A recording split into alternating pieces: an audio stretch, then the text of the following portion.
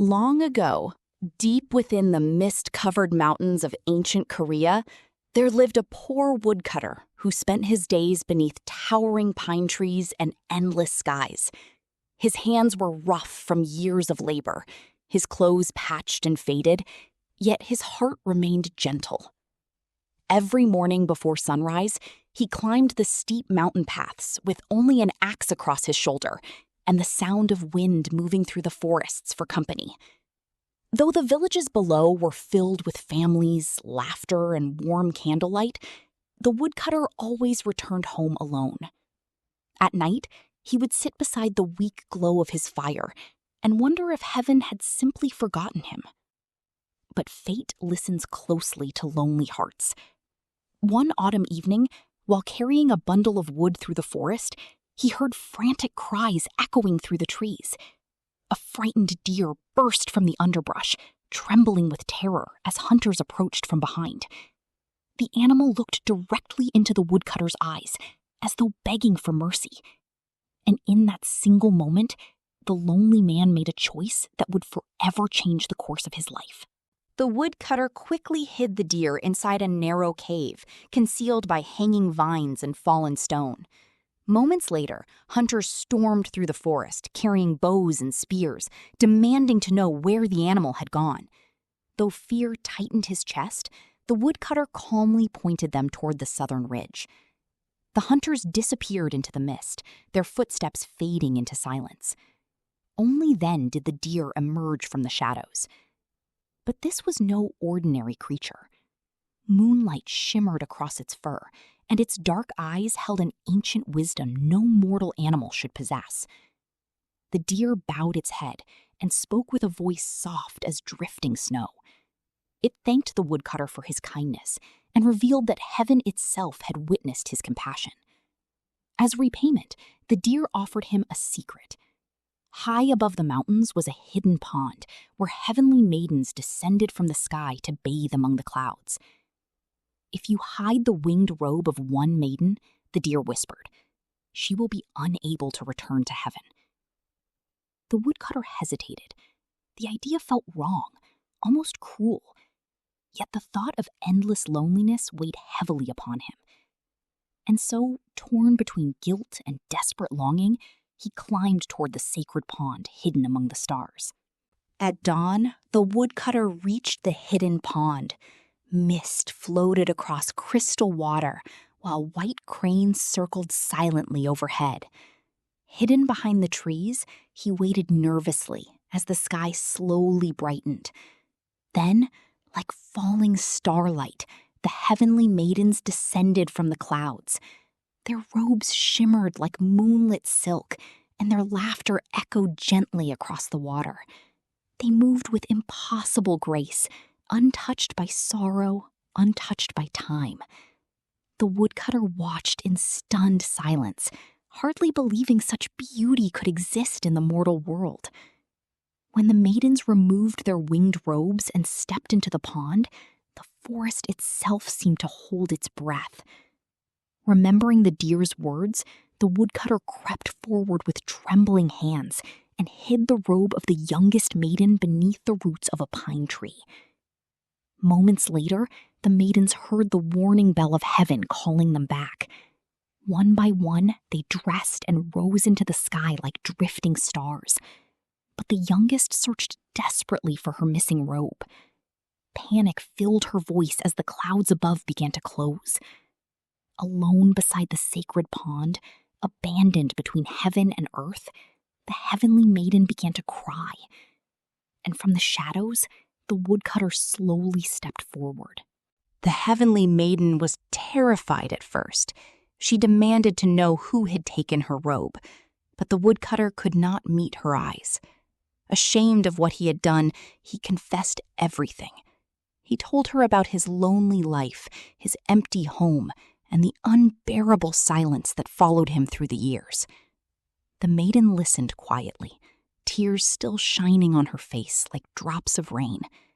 Though hurt and angry, she saw the sorrow buried deep within the man standing before her. With nowhere else to go, She followed him down the mountain to his small wooden house hidden among the trees. The days that followed were awkward and uncertain. The Heavenly Maiden missed the skies above heaven, while the woodcutter feared she would hate him forever. Yet, slowly, something began to change. The maiden learned the warmth of simple earthly things, the scent of soup cooking over firewood, the sound of rain on the roof at night, the beauty of fireflies dancing through summer fields. And the woodcutter, for the first time in his life, felt what it meant to truly share his heart with another soul. What began with deception slowly transformed into something dangerously real: love. Years passed like drifting seasons. The woodcutter and the Heavenly Maiden built a quiet life together deep within the mountains.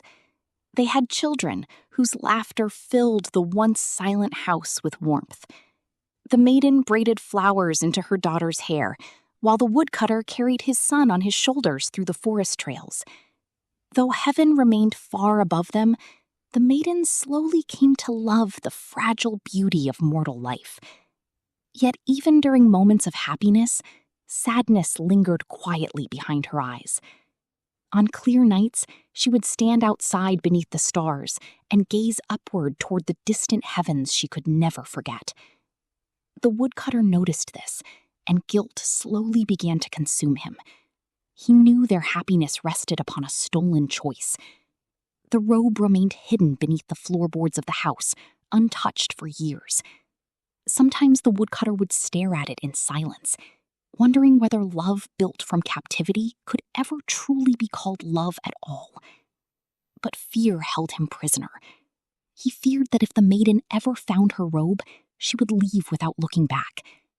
And so the secret remained buried between them, like a crack spreading slowly through stone, waiting for the day everything would finally break apart. One winter evening, while searching for firewood during a heavy snowfall, the woodcutter slipped from a frozen cliff and nearly lost his life. Bruised and trembling, he returned home to find the Heavenly Maiden caring for their frightened children beside the fire.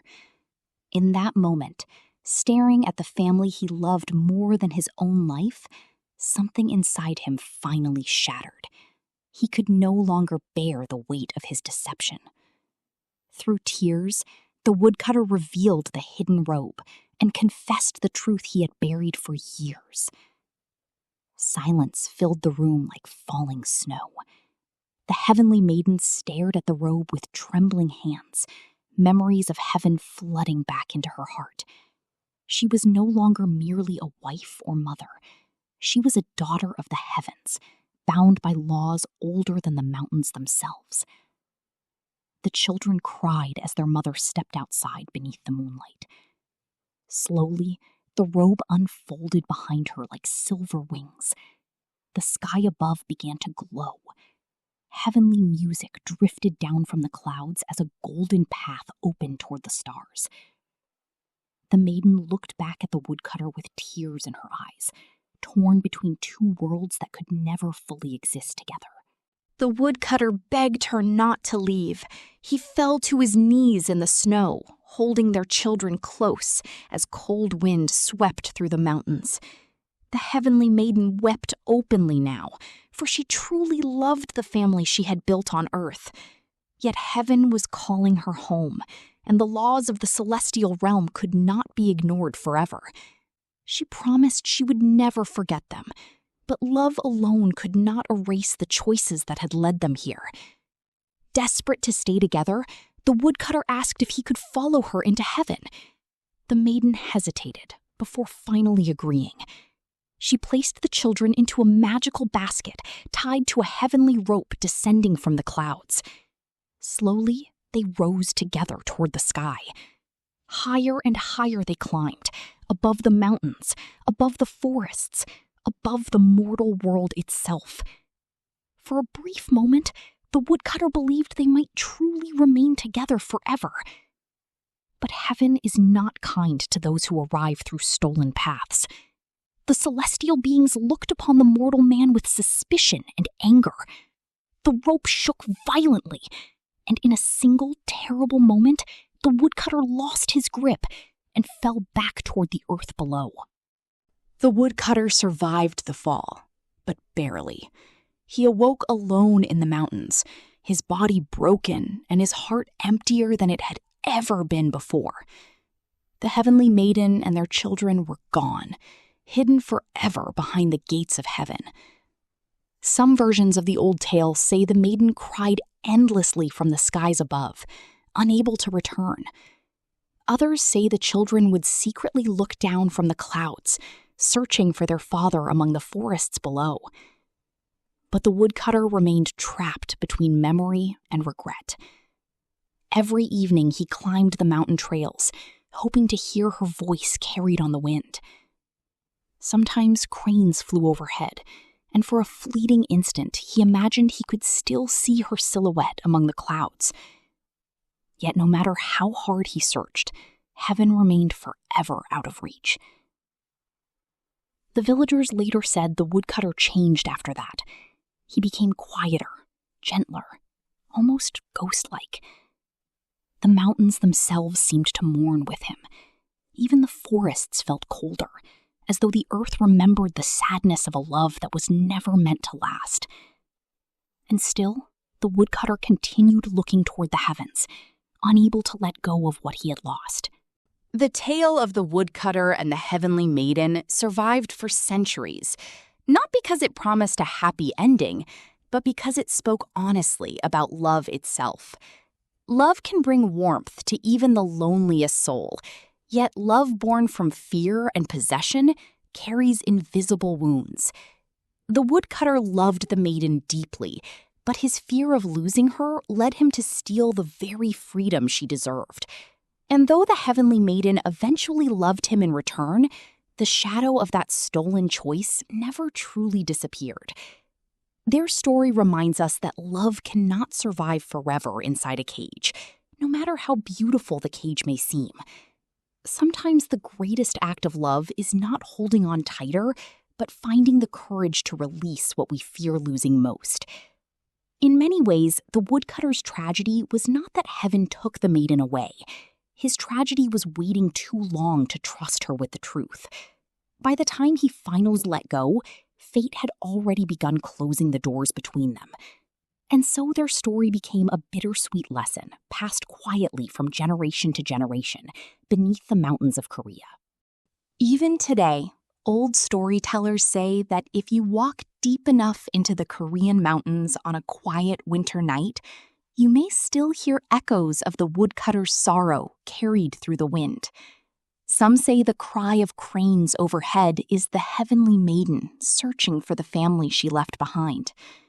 Others believe the stars themselves shine more brightly above lonely travelers because heaven remembers the man who dared to love beyond his reach. But perhaps the true reason this ancient tale still survives is because every human heart understands it. We all fear losing the people we love.